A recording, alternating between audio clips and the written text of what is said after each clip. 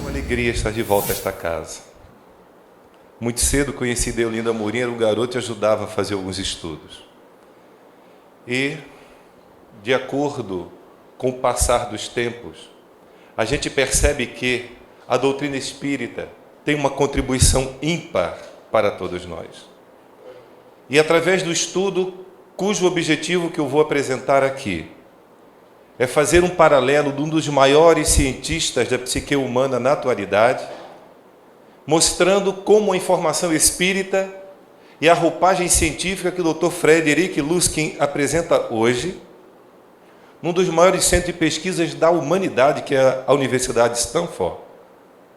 E todos nós sabemos que o Divaldo já nos brindou com a história desta universidade, como ela nasceu, e de lá ele oferece ao mundo, baseado exatamente no Cristo, a sua proposta do projeto do perdão. Fiquei entusiasmado com a leitura do livro e, olhando para a doutrina espírita, resolvi montar um trabalho em que, no Evangelho segundo o Espiritismo, pudéssemos olhar e ver se existe alguma coisa nova nesta coisa que é aprender a perdoar. Vamos começar o nosso estudo oferecendo exatamente para a nossa reflexão um vídeo que recebi e que ele é muito difundido na internet.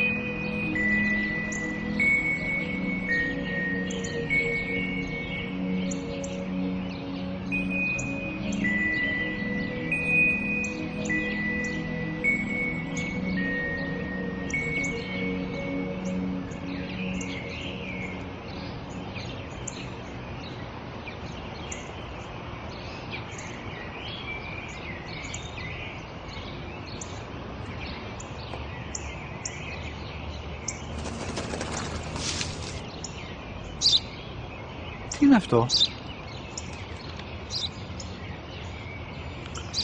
Ένα σφουργίτη.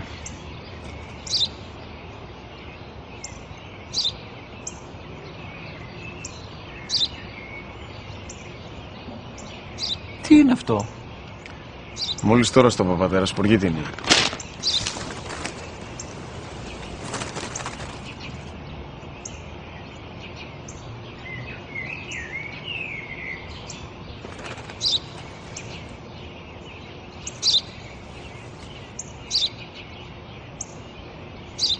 Τι είναι αυτό? Ένα σπουργίτη είναι, πατέρα. Ένα σπουργίτη. Σπουργίτη!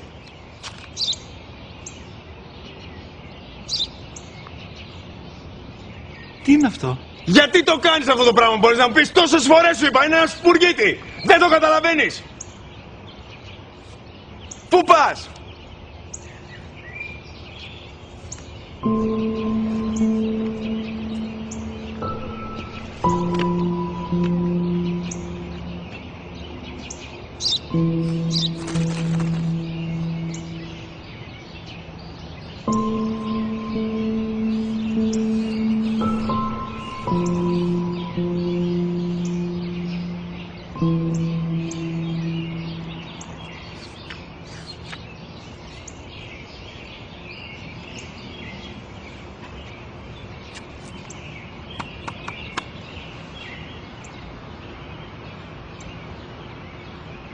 Δυνατά.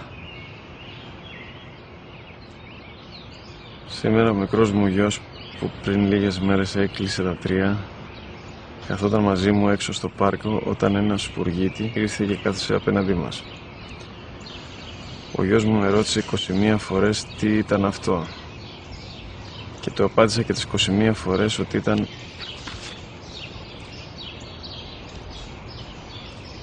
ένα σπουργίτη. Τον αγκάλιασα τρυφερά και τις 21 φορές που μου έκανε την ίδια ερώτηση, ξανά και ξανά, χωρίς να εκνευριστώ, νιώθοντας στοργή για το αθώο μου αγοράκι.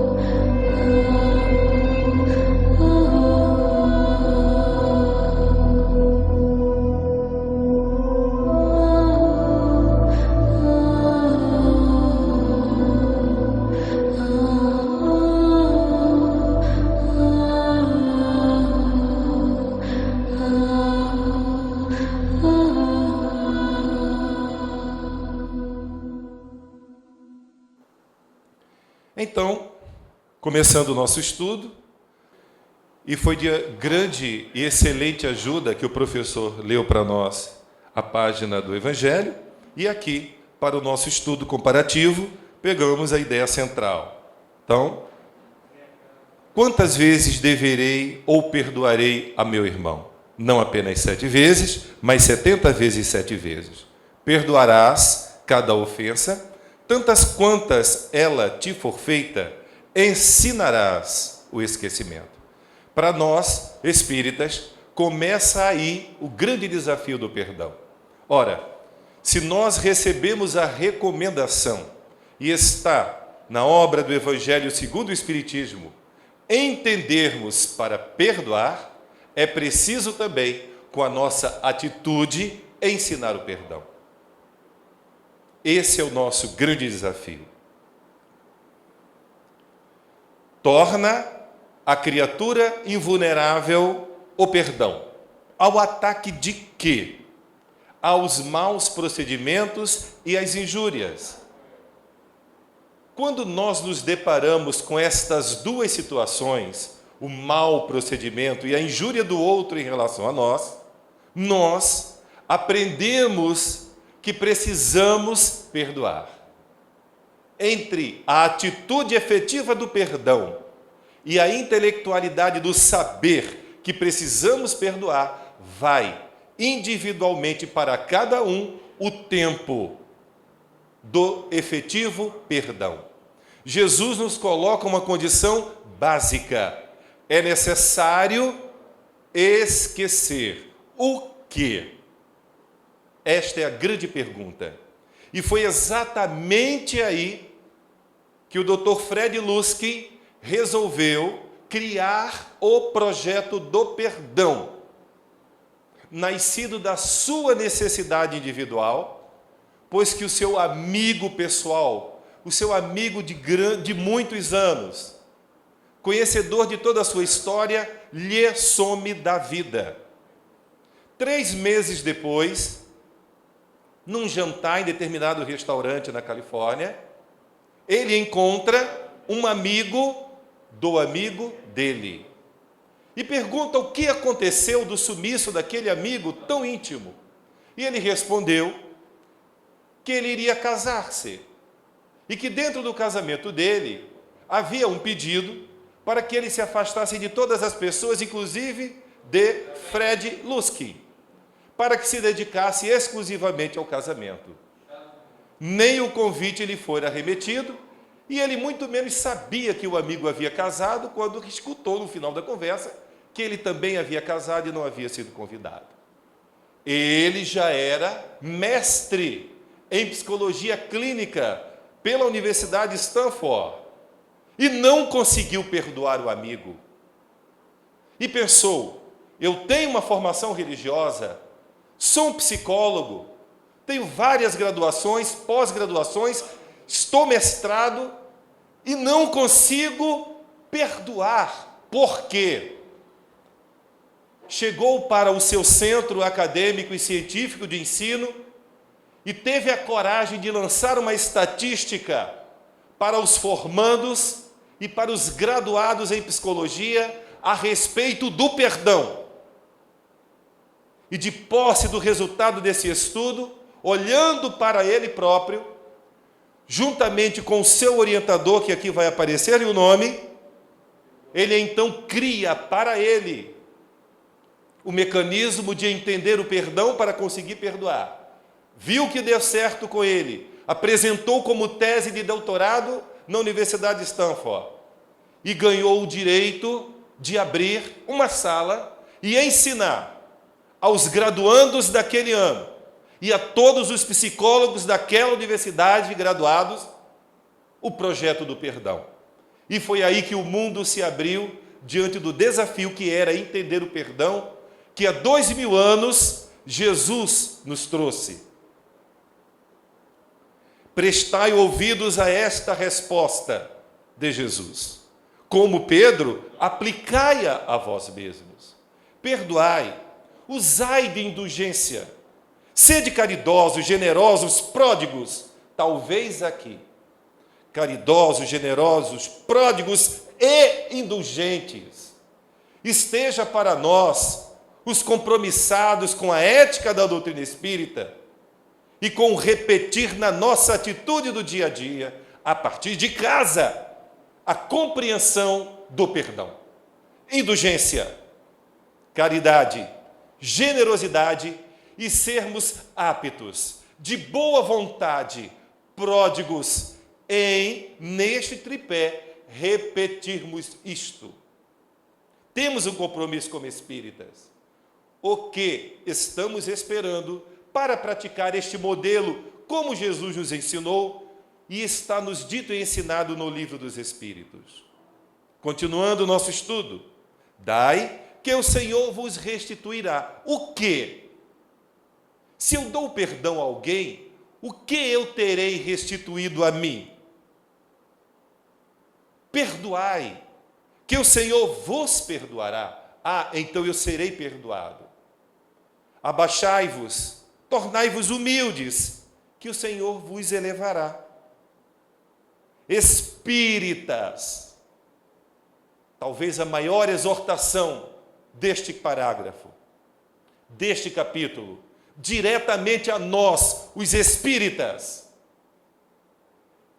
Jamais vos esqueçais de que tanto por palavras como por atos, o perdão não deve ser um termo vão, mas somente para as injúrias, não para a diferença de opiniões, não para o nosso cotidiano, não para aquela palavra atravessada que o parceiro, a parceira, o esposo, a esposa, o filho, não por descobrir drogas escondidas na gaveta do filho, apenas as injúrias. Esta foi a pergunta de Fred Luskin. E aí, os espíritos nos mandam, no imperativo, a seguinte notícia: feliz quem nada tem contra o seu próximo. Perdoar aos amigos, já no item 15, Paulo, o apóstolo, é dar um testemunho de amizade. Perdoar as ofensas é mostrar-se muito melhor. Perdoai a fim de que Deus os perdoe, porquanto se fordes exigentes, inflexíveis, rigorosos, sereis duros. duros de coração.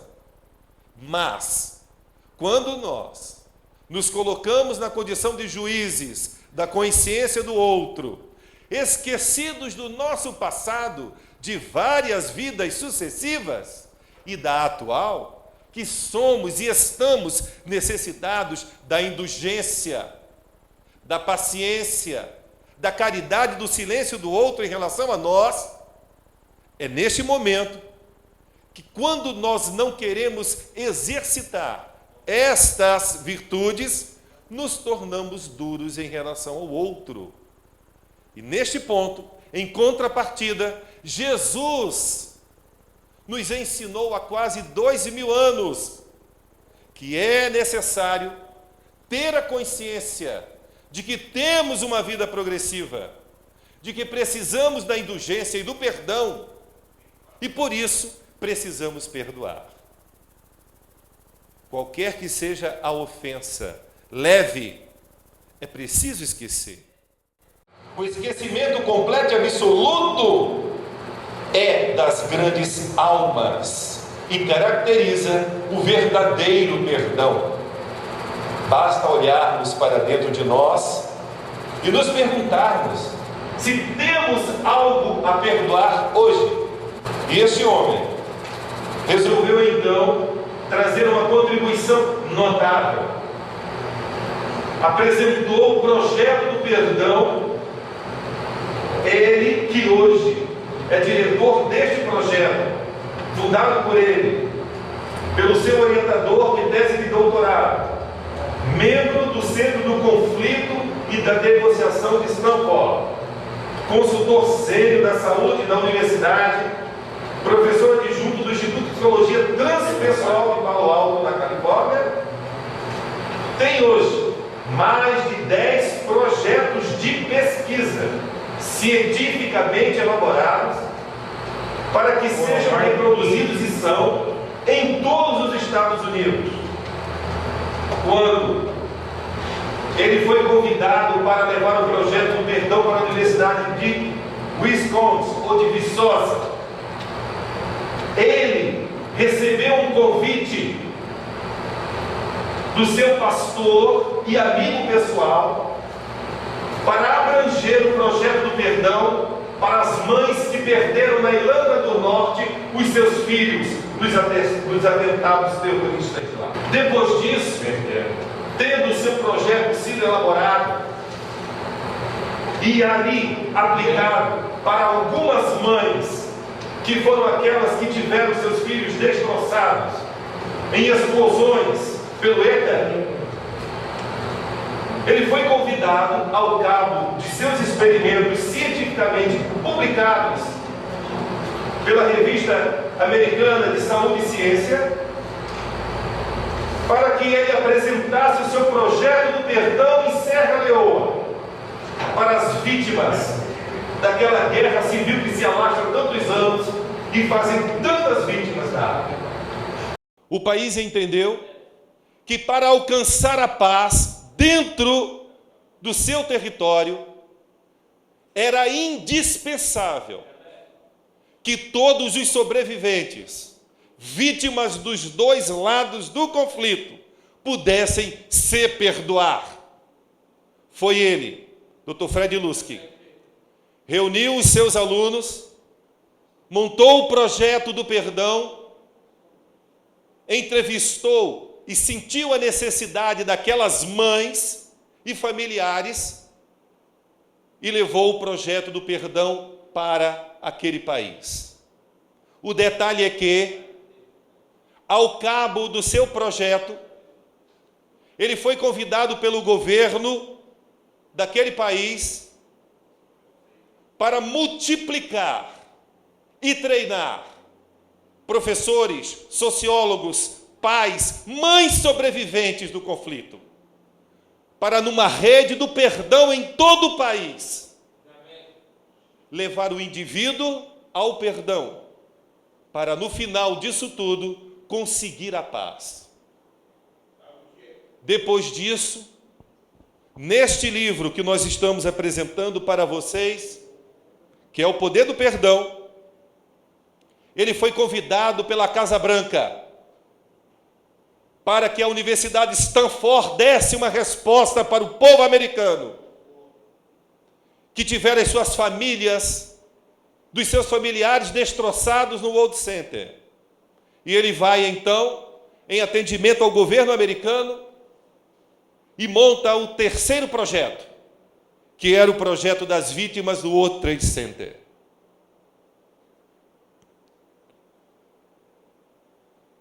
O que ele deduziu para ir tão longe? O que tem a ver com a doutrina espírita? Ele percebeu que a raiz de todo o problema para se chegar à compreensão do perdão nasce de uma coisa muito simples, que é a mágoa. Não importa a gravidade dela. O perdão, ele serve no presente para libertar quem perdoa do passado e permitir-lhe os voos para o futuro. O poder do perdão se perde quando aplicado apenas aos aspectos terríveis da vida, ao assassinato, ao estupro, ao atropelamento, ao suicídio. E ele se perguntou, como no meu caso, que não tive ninguém morto desta forma, mas o meu amigo me abandonou emocionalmente, por que não perdoar as brigas do cotidiano? É preciso aprender a perdoar as pequeninas mágoas, porque as pequeninas mágoas, elas nos ensinarão a perdoar os grandes desafios. E ele tomou uma decisão. Isso está publicado no seu livro O Poder do Perdão. Decidi criar o projeto do perdão para ensinar. E não foi isso que o livro, o Evangelho, nos pediu? Para que ensinássemos o perdão? E ele não é espírita, mas tem o compromisso. E nós temos o nosso compromisso. Como perdoar? E a sua tese de doutorado na Universidade Stanford inaugurou o projeto do perdão, porque ele precisava entender o que ele afirmou na sua tese de doutorado e nós estamos apresentando aqui. O perdão, em diversas situações, diz Dr. Fred Luskin, atende a uma maior espiritualidade, a uma compaixão e a uma autoconfiança para quem lhe usa. Tese de doutorado, Dr. Luskin. O poder curativo do perdão é benéfico para a saúde física e mental em qualquer pessoa. Aprender o perdão leva ao aumento da vitalidade física, leva à esperança, a uma maior autoeficácia, ao otimismo, que é o que mais primamos na ideia espírita. Somos otimistas, somos pela vida, nós somos espíritas, sabemos de onde viemos, temos consciência porque estamos na Terra, estamos construindo o nosso futuro, porque temos a consciência do nosso livre-arbítrio, porque isso a doutrina espírita nos dá. Como cientista, ele afirma, aprender o perdão leva a um aumento de vitalidade física, leva a esperança, ao otimismo e às habilidades de resolução de conflitos. E afirma, o perdão diminui o desgaste emocional e físico, o estresse, a mágoa, a raiva, a depressão e a pressão arterial. Isto tudo observado em seus pacientes, em seus grupos de pesquisa, cientificamente catalogado dentro da universidade, dentro dos seus centros de pesquisa, observado pelos médicos clínicos, que ao utilizarem as técnicas do perdão oferecido pelos psicólogos de Luskin, perceberam e catalogaram a diminuição de pressão arterial, o maior conforto para quem perdoava, o relaxamento muscular, o menor estresse e, pasmemos, a diminuição drástica da depressão e do desinteresse da vida.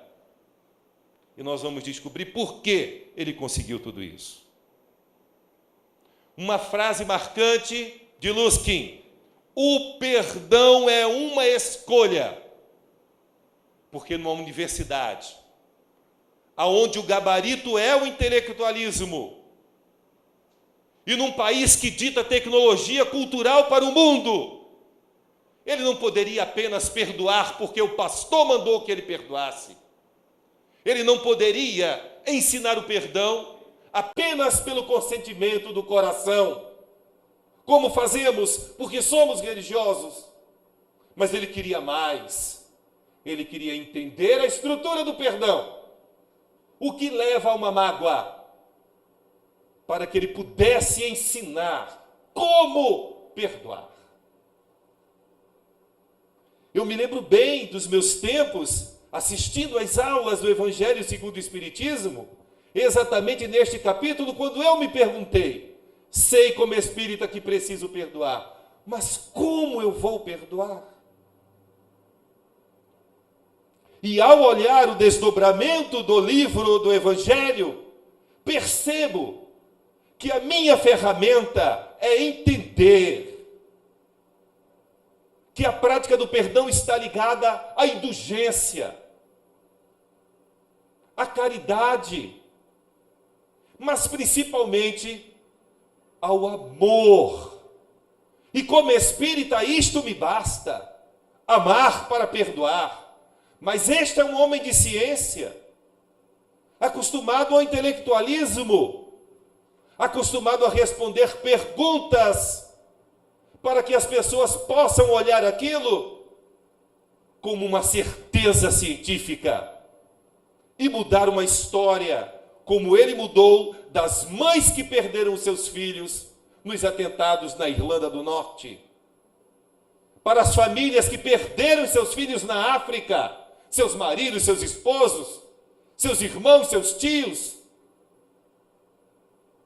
E mais, como ele disse, e li na sua crônica, o desafio agora era mostrar aos meus irmãos norte-americanos a necessidade do perdão, porque tivemos tantas vidas mortas no nosso símbolo americano do World Trade Center.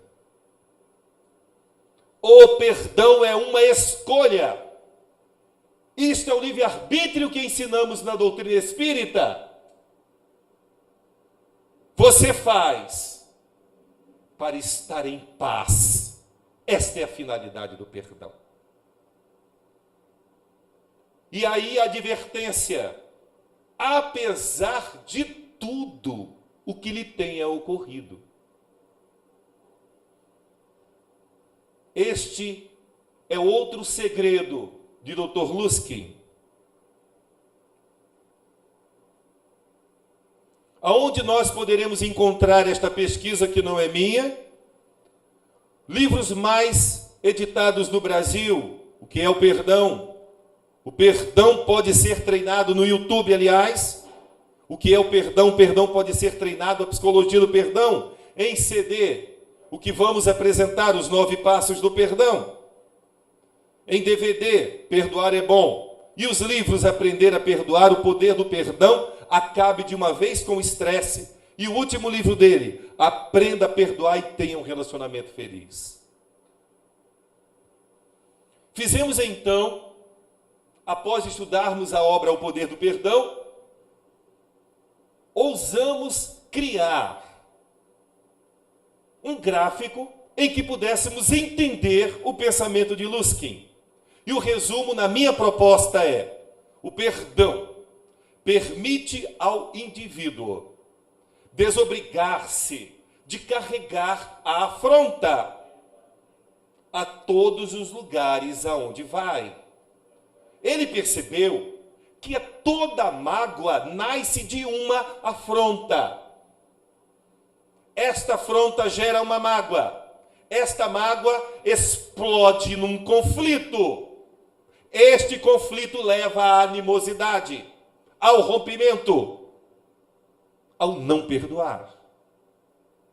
E ele se perguntou: como isso é possível? Então ele estruturou a mente, para nós, o espírito. A tela mental é como um radar, propõe Dr. Luskin, cheia de mágoas, que ele apelidou de aviões. Assume um caráter sempre pessoal. Sempre achamos que tudo o que acontece é contra nós. Se alguém entrou em casa e disse que o café não está bom, nós já sentimos aquilo, achamos ruim e dizemos: não é possível que o café não esteja bom.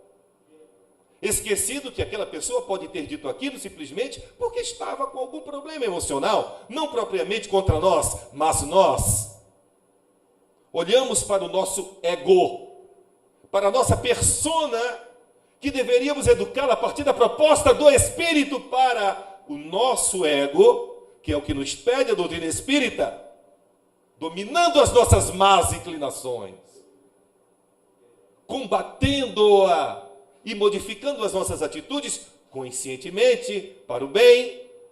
Deveríamos, tudo o que nos acontece, nós registramos como se fosse contra nós, de uma forma pessoal. Nós, então, passamos para o segundo degrau da mágoa. Nos culpamos. Como gostamos de ser a vítima do mundo. Como gostamos de sermos vítimas de tudo e de todos. Ele então percebeu que a afronta, aí está a chave de Dr. Fred Luskin. A afronta é a chave da mágoa, que nos leva à culpa. E ele então percebeu que a mágoa é um mal, que nós fazemos contra nós mesmos, nos auto-sabotando psicológica e emocionalmente. Como nasce uma mágoa? Como? Quando algo acontece que nós não queríamos. Pode ser um pingo d'água. Pode ser um alfinete que cai. Uma batida de porta. E o outro grita contra nós: você está me insultando? Por que você fala tão alto? Que olhar é esse? Não gostou do presente que eu te dei? Você nunca está satisfeito? São questões que nos aturdem cotidianamente. Então ele percebeu que a mágoa, que é o resultado da afronta, tem uma das suas explicações em algo que acontece que nós não queríamos. Por exemplo, eu estou entrando no shopping. Como eu sou de Niterói, eu vou puxar a sardinha para a minha brasa de lá. Quando eu entro no Plaza e não tem vaga, eu vejo uma e acelero meu carro e eu vou pegar aquela vaga, alguém atravessa, eu sou obrigado a fechar, e o outro entra e toma a minha vaga. Eu fico muito feliz. Não! Vocês não ficam felizes? Também eu não. Foi aí que ele identificou. É aí que ele olhou e viu que nasce uma mágoa daí.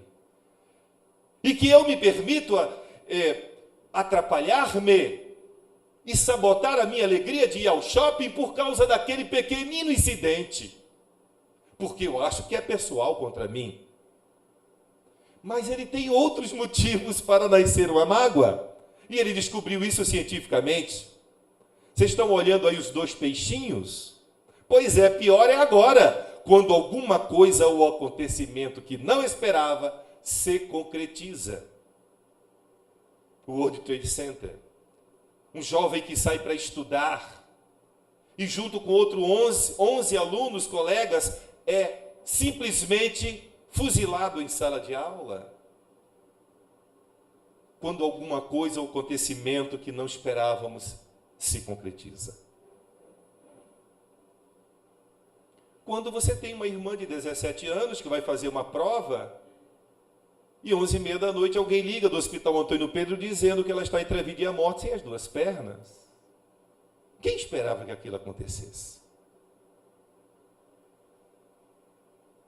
Como nasce uma mágoa? Nasce quando nós agregamos valor emocional àquele fato e carregamos em nossa mente o fato que desencadeou o nosso sofrimento. Cria-se uma mágoa pela falta de habilidade de se enfrentar a realidade daquilo, as quais não saíram da maneira que esperávamos. Vocês concordam com isso? Sim ou não? Sim ou não?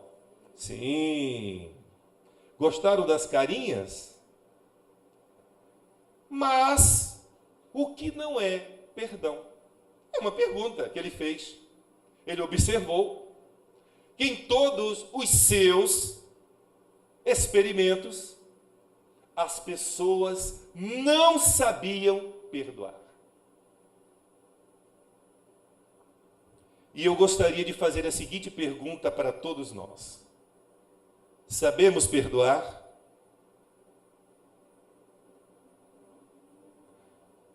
O que não é perdão?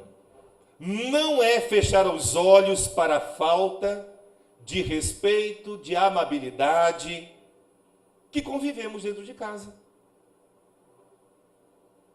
Aquela velha situação da nora que vai visitar a sogra e leva um prato e escuta o seguinte: está faltando sal.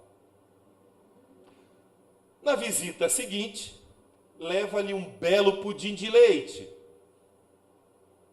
e pergunta à sogra, e então minha sogra, ela responde: está faltando calda. Preservar o bom humor diante dessa situação é de bom tom. Mas se colocar como vítima do mundo não é perdoar.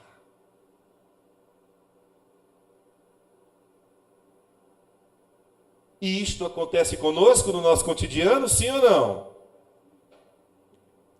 Não é perdoar negar o sofrimento. Estou sofrendo, alguém me abandonou. Não é perdão mudar o passado. E ensinamos isso na doutrina espírita, aprendemos isso como espiritismo, ensinamos na casa espírita, melhor falando. Quem ensinou-nos foi Allan Kardec na doutrina espírita. Nós ensinamos na casa espírita. Nós não podemos mudar o passado. Alguém que sofreu alguma injúria, alguma aflição, algo que lhe fez sofrer, consegue voltar no passado e impedir que aquilo aconteça? Sim ou não? Não, ele observou isso também. Então nós temos que enfrentar esta mágoa, reconstruir-se, nos reconstruirmos diante dela. Ele me disse isso, ela me disse aquilo, me criticou, me falou, me traiu, me condenou. Voltar, reestruturar-se, reconstruir-se, olhar-se, identificar que aquilo doeu sim, mas olhar para aquilo e dizer: eu te perdoo. Libertar-se desse passado e deixar nunca mais ao próprio abandono as suas emoções, porque isso não é perdoar.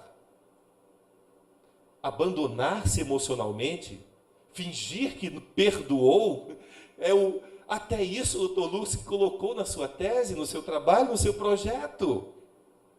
Fingir que não sofre não é perdoar. O que não é perdão? O perdão não é desculpar culpar o mau comportamento do outro, fingindo que não está sofrendo com aquilo. Não é se omitir diante da tarefa de educar e enfrentar com coragem o desafio da droga e da mentira dentro de casa, dentro do convívio familiar, dentro do convívio qualquer que seja ele, em qualquer situação que estejamos inseridos. Qualquer um. Sempre digo isso aonde eu levo esse estudo e vou repetir aqui. Durante muitos anos, como orientador de mocidade, os pais não sabiam que os próprios filhos usavam drogas. E o irmão espírita trazia o drama para a casa espírita para que nós contássemos aos pais. E dissemos sempre, os papéis estão invertidos. Não é o presidente da casa espírita, não é o orientador de mocidade que vai dizer para o seu pai que o seu irmão ou sua irmã se droga.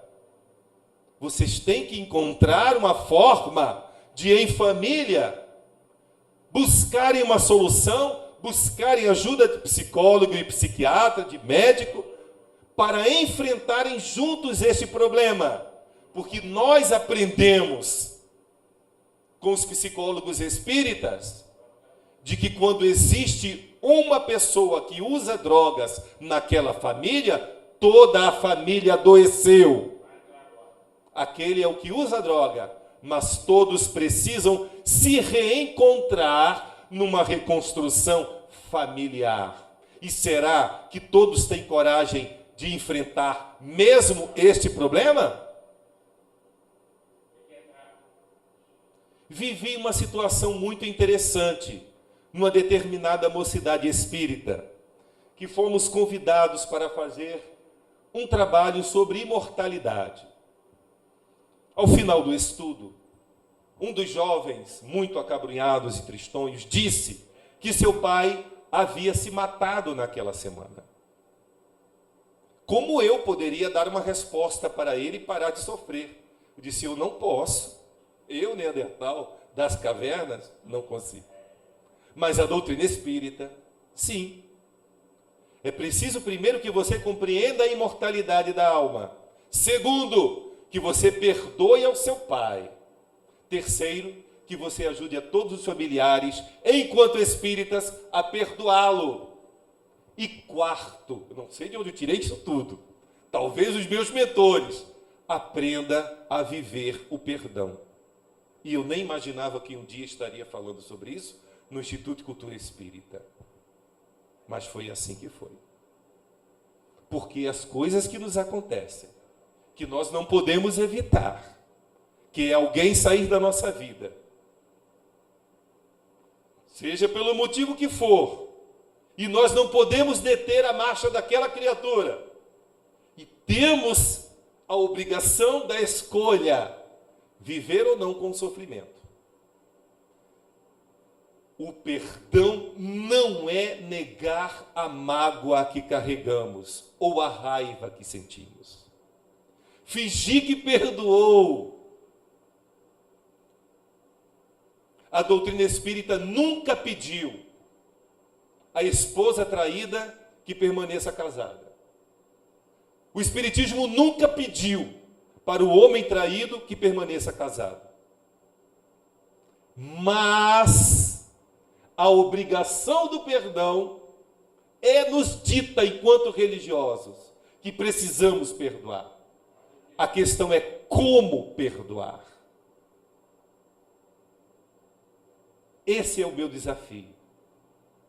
Fazer esse paralelo entre o cientista e a doutrina para acender em nós, os espíritas, aquilo que ensinamos e quase sempre praticamos, o perdão. Mas nós aprendemos, através da mediunidade de Francisco Cândido Xavier e de Edivaldo Franco, que precisamos reconstruir E se a reconstrução começa no perdão, para que aquele casal espírita permaneça casado, é preciso um esforço hercúleo para isso. E no livro de Joana de Ângeles, falando sobre a família, ela diz que o casal espírita tem a necessidade de tentar tudo para reconstruir aquele casamento. Então, só nos resta perdoar. Mas não podemos querer dizer que todos consigam perdoar. Porque eu conheço casais que se separaram mesmo dentro da casa espírita, que não suportaram a traição do outro. Conheço. E todos nós conhecemos. E ninguém pode ser obrigado a viver com o outro quando não consegue perdoar.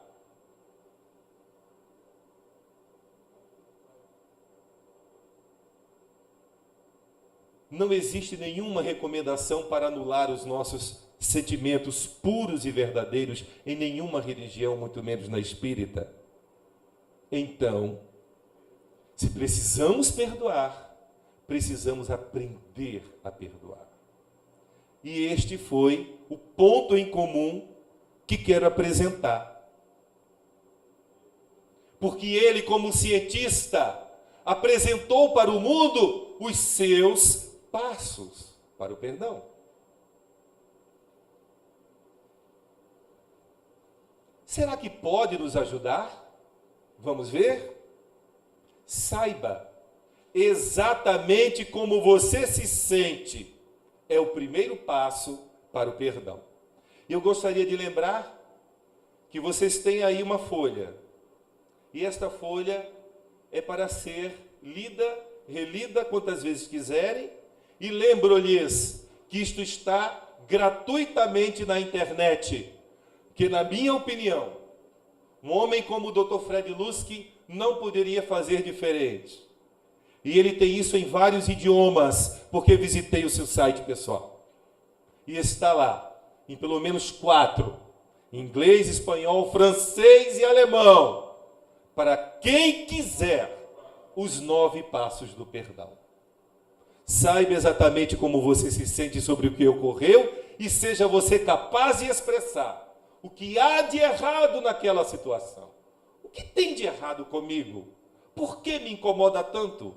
Relate a sua experiência a uma ou 2 pessoas de sua confiança. Isso me lembra Jesus. Pouco antes do seu testemunho maior, ele convida 2 dos seus mais queridos discípulos. Enquanto ele dormia, enquanto os 2 amigos discípulos dormiam, Jesus conversava com Moisés e Elias. Nós somos assim, seres humanos. Vivemos dormindo, acordamos pela dor. Eu ouvi isso tantas vezes da boca de Deolinda Amorim. Mas temos uma opção, nos ensinou Deolindo. Podemos acordar abrindo os olhos com a doutrina espírita. Obrigado, Deolindo. O segundo passo do perdão, comprometer-se consigo mesmo. É um compromisso pessoal, comigo, não é com o outro. A fazer o que for preciso para eu me sentir melhor. O ato de perdoar é para mim e para ninguém mais. Ninguém precisa saber da minha situação. Ninguém precisa saber da decisão que eu tomei. Vou perdoar aquela pessoa da minha família que se matou. O terceiro passo, entenda o objetivo do perdão. Tem que entender. Se eu não entender o que é o perdão, como eu vou perdoar? Perdoar não significa reconciliar-se com aquela pessoa que não consegue me suportar. Se aquela pessoa que me fez a afronta não gosta de mim, como eu vou conviver com ela? É um problema meu ou dela? Respondam. Meu, enquanto eu vejo aquilo como um pessoal.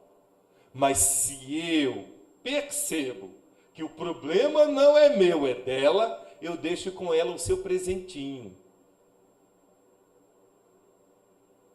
O que nós procuramos é a paz. Um homem de ciência falando da paz. O quarto passo do perdão.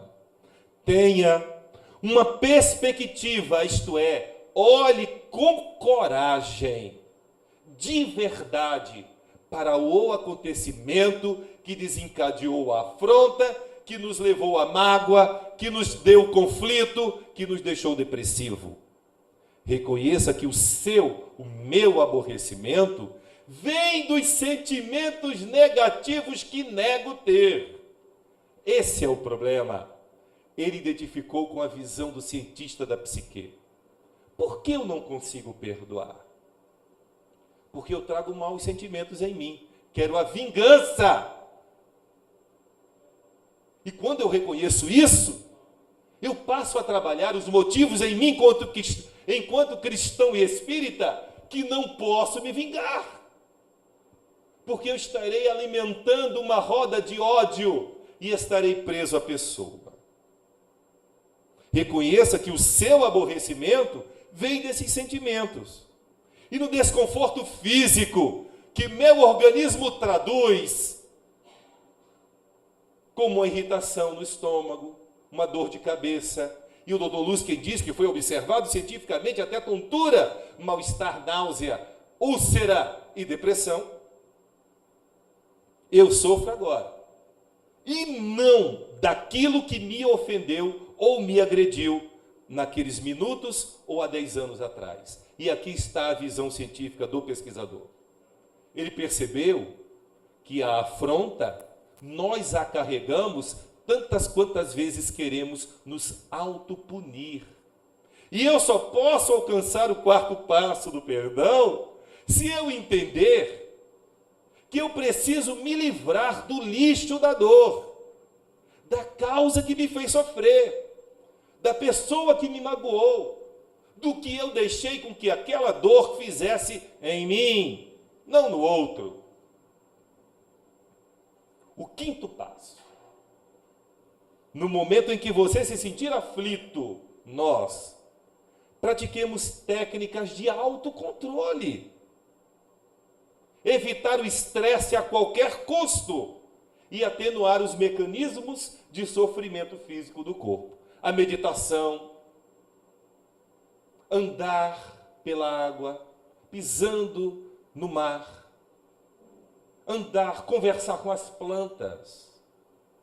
Já dizia o Divaldo que é um excelente exercício para dominar o nosso impulso de neandertalenses, de voar no pescoço do outro como se aquilo fosse resolver alguma coisa.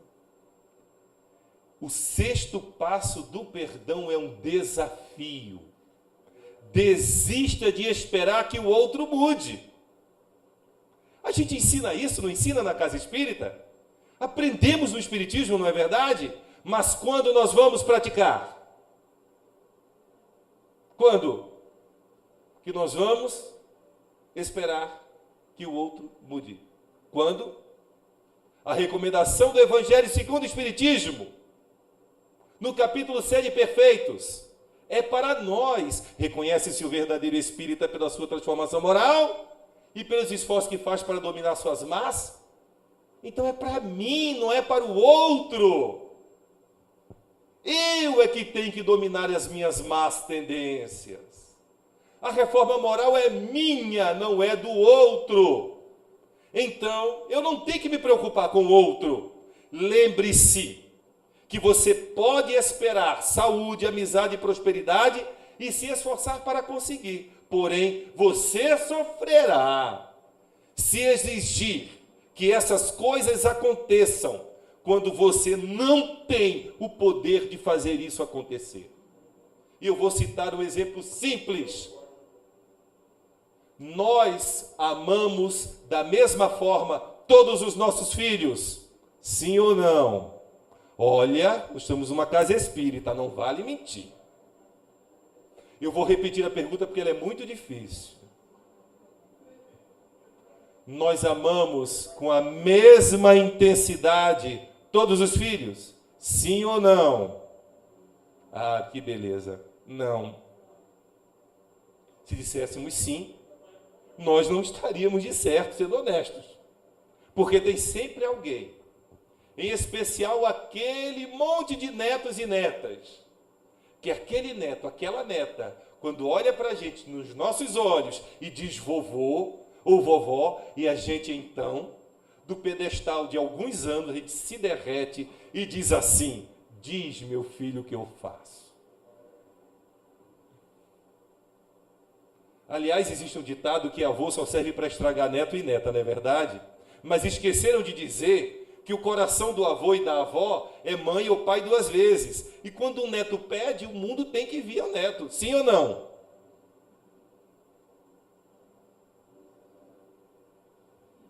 É difícil o sexto passo, não é verdade? Porque nós não podemos fazer acontecer. E essa é uma homenagem às mãos negras de Serra Leoa. Porque nós, como espíritas, sabemos que o sétimo passo está em alcançar os objetivos positivos da vida. E Deus nos permite isso a cada reencarnação. Reconstruir o novo nessas mãos pequenas. E a experiência do velho, que viveu tanto, e que ampara esse neto ou essa bisneta com amor. Coloque sua energia em tentar alcançar seus objetivos positivos, por um meio que não seja através da experiência que o feriu. Em vez de reprisar mentalmente sua mágoa, procure outros caminhos, e Deus nos dá a bênção da reencarnação. E é uma homenagem a todos os corações partidos que nunca dirão que tem algo a perdoar. Esse band-aidzinho aí, bem na altura do coração, é eu te perdoo. Lembre-se, no 8º passo, de que uma vida bem vivida é a sua melhor escolha, a nossa melhor escolha. E nós podemos ter isso aqui como espíritas, como religiosos da consciência da escolha feliz, o livre-arbítrio que nos é dado como espíritas a entender, em vez de nós nos concentrarmos nas nossas mágoas. O que daria poder para a pessoa que nos magoou, aprendamos a buscar o amor que cobre a multidão de pecados, que neutraliza com um simples gesto, um simples olhar, toda uma multidão. O amor, isso dito por um cientista, é comovente. A beleza e a bondade. É ímpar, dito por um cientista. Fosse dito pelo professor César Reis, que nós estamos acostumados a escutar isso dele, amor, beleza e bondade seria fácil. Mas dito por um cientista, é comovente. E o 9º passo do perdão. Esta foto eu coloquei para todas as pessoas que tenham tido a necessidade de amputar órgãos ou alguma coisa no seu próprio corpo. Modifique a sua história de forma que ela o lembre da escolha heróica que é perdoar.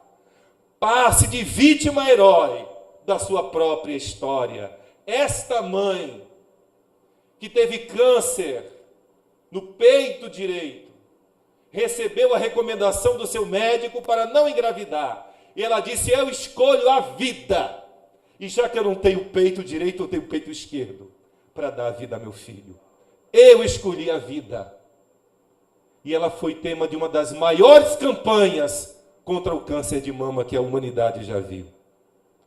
Modifique a sua história de ressentimento, de forma que ela o lembre da escolha heróica que é perdoar. Passe de vítima a herói na história da nossa própria vida. Sabemos, pela doutrina espírita e pelo Cristo que nos deixou, que perdoar é esquecer. Mas temos que entender que nem sempre todos temos a mesma capacidade de esquecer. Porque somos espíritos em evolução. E a nossa evolução exige, então, alguns saltos quânticos dentro das nossas buscas, das nossas escolhas, da nossa vida. Então, o que é o perdão? É a paz que começamos a sentir quando nos permitimos o pouso dos aviões, lembrem-se das mágoas, que estão voando em círculos. Quando aprendermos a decodificar aquela mágoa, começaremos a entender o perdão. Parece simples, mas exige de nós desprendimento. E desprendimento é uma coisa que desde que a civilização saiu das cavernas, estamos buscando. Desprendermos-nos do nosso orgulho, da nossa vaidade, do nosso ego. Joana de Ângeles, Psicologia da Gratidão, ela diz que o nosso mais urgente dilema é aprender a educar o nosso ego, porque somos espíritos imortais. E como espíritos imortais e espíritas, temos todas as ferramentas para educarmos-nos. Basta querermos. Tarefa fácil? Difícil, mas possível. Então, o que é o perdão? É a paz. É saber que ele, o perdão, não é para o outro. E aí eu coloquei o autor da afronta, e sim para nós usarmos em benefício pessoal. Perdoar é para nós. É para quem perdoa. Quem se beneficia é quem perdoa. O que é o perdão? É recuperarmos o controle de nossas próprias emoções. Não quero mais sofrer com aquela afronta. Não quero a traição, a desencarnação do filho, da filha, a mágoa, a revolta, a mentira. O que seja, o abandono emocional de alguém, vivo ou desencarnado, não interessa. Interessa que eu não quero mais sofrer. E quando eu decido que não devo mais dar espaço a lugar emocionalmente aquela mágoa, aquela afronta, aquela dor, estarei começando a entender os caminhos para o perdão. Perdoar é assumir a responsabilidade das minhas atitudes, das minhas emoções, dos meus sentimentos, que são diferentes, mas entender que eu estou no controle da escolha da minha vida.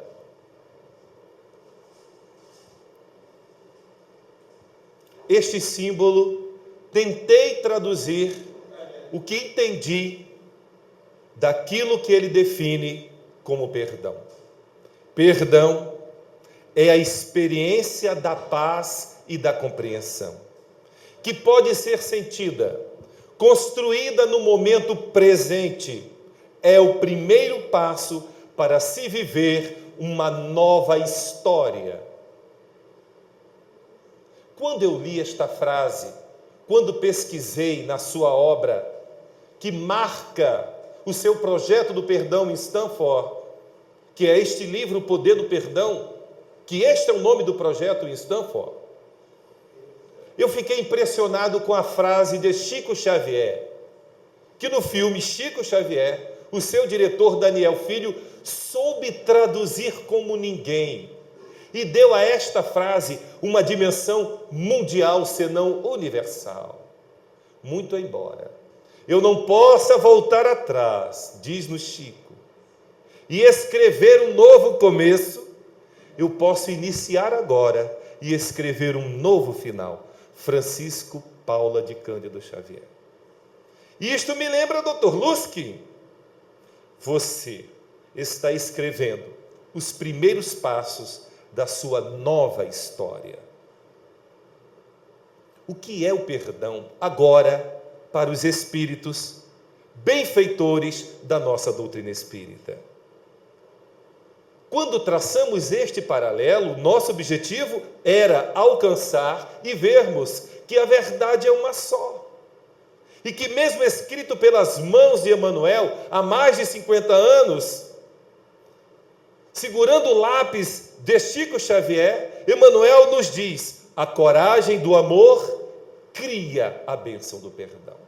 E só mesmo a doutrina espírita Esta visão espiritual do processo de perdoar tem que ser do plano espiritual para cá.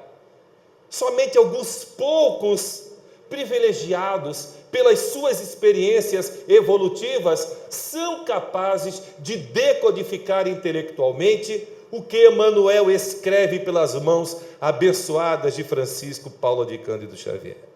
A coragem do amor cria a bênção do perdão.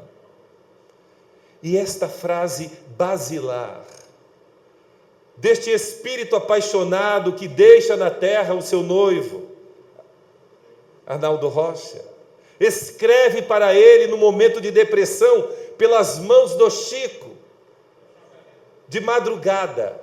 Ele não conseguia mais conviver com a saudade dela, e ela escreve para ele: amor da minha vida, o perdão em qualquer tempo é sempre um traço de luz, conduzindo a nossa vida à comunhão de Jesus. Tu amei.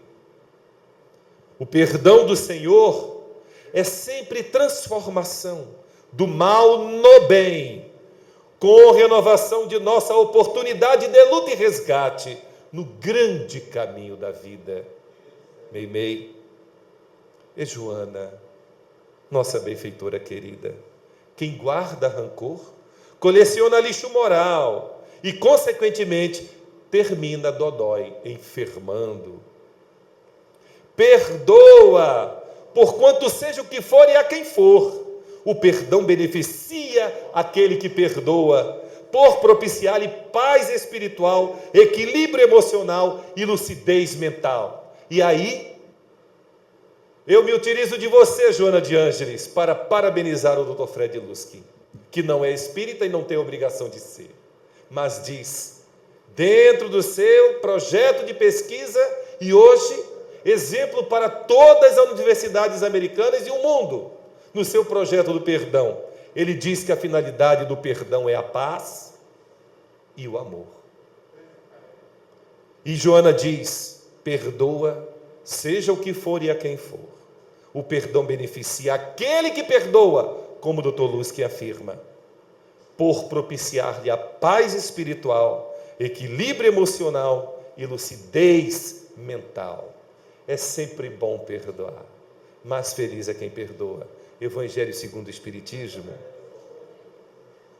E Emmanuel nos afirma também, perdão e tolerância são alavancas de sustentação da nossa paz íntima.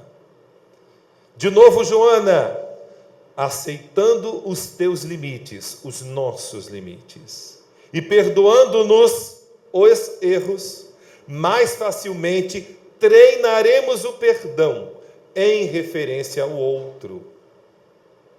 Então Joana é clara, eu preciso perdoar ao outro, mas eu preciso aprender a me perdoar. Talvez seja o maior desafio, porque nós, ao nos perdoar, estamos nos aproximando da condição de amor pleno. Perdoar não é nos desculpar, nos enganando. É nos permitir, como permitiu-se André Luiz, como no livro Nosso Lar, como nos relata a pena das mãos de Chico Xavier. Estava sentado, diz-nos André Luiz, na calçada, de frente à árvore que plantei com Zélia, rememorando e relembrando o que havia escutado e visto, quando me lembrei de Narcisa, e em busca em minha prece ao coração dela, contei-lhe todas as coisas que aconteceu, e ela me recomendou a prece, e ao cabo e ao final da minha prece, sinto uma mão no meu ombro, e ela diz, André, aqui estou. E André Luiz começa a se reconstruir, se perdoando aí, para poder ajudar ao atual esposo de Zélia e escrever os passos da sua nova história, que viria nos contar através de Francisco Cândido Xavier. E do Evangelho segundo o Espiritismo, esta frase: a misericórdia é o complemento da brandura, porquanto aquele que não for misericordioso não poderá ser brando e pacífico. A misericórdia consiste no esquecimento e no perdão das ofensas.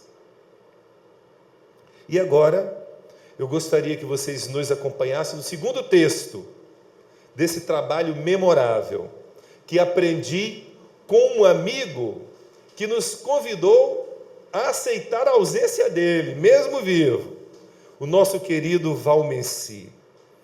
E através deste exemplo de amor do Valmency, nesta obra Momento Espírita, eu conheci esse texto. Corações distantes. Um dia, um pensador indiano fez a seguinte pergunta a seus discípulos: por que as pessoas gritam quando estão aborrecidas? Gritamos porque perdemos a calma, disse um deles. Mas por que gritar quando a outra pessoa está ao seu lado? Questionou novamente o pensador. Bem, gritamos porque desejamos que a outra pessoa nos ouça, retrucou outro discípulo. E o mestre voltou a perguntar: então não é possível falar-lhe em voz baixa? Várias outras respostas surgiram, mas nenhuma convenceu o pensador. Então ele esclareceu: vocês sabem por que se grita com uma pessoa quando se está aborrecido? O fato é que quando duas pessoas estão aborrecidas, seus corações se afastam muito. Para cobrir esta distância, precisam gritar para poderem escutar-se mutuamente. Quanto mais aborrecidas estiverem, mais forte terão que gritar para ouvir um ao outro através da grande distância. Por outro lado, o que sucede quando duas pessoas estão enamoradas? Elas não gritam, falam suavemente. E por quê? Porque seus corações estão muito perto, a distância entre elas é pequena. Às vezes estão tão próximos seus corações que nem falam, somente sussurram. E quando o amor é mais intenso, não necessitam sequer de sussurrar. Apenas se olham e basta. Seus corações se entendem. É isso que acontece quando duas pessoas que se amam estão próximas. Por fim, o pensador concluiu dizendo: quando discutirem, não deixem que seus corações se afastem. Não digam palavras que os distanciem mais, pois chegará um dia em que a distância será tanta que não mais encontrarão o caminho de volta. Quando você for discutir com alguém, lembre-se de que o coração não deve tomar parte nisso. Se a pessoa com quem discutimos não concorda com nossas ideias, não é motivo para gostar menos dela ou nos distanciar, ainda que por instantes. Quando pretendemos encontrar soluções para as desavenças, falemos num tom de voz que nos permita uma aproximação cada vez maior. Como a dizer para outra pessoa: eu não concordo com suas ideias ou opiniões, mas isso não me faz gostar menos de você. Pense nisso.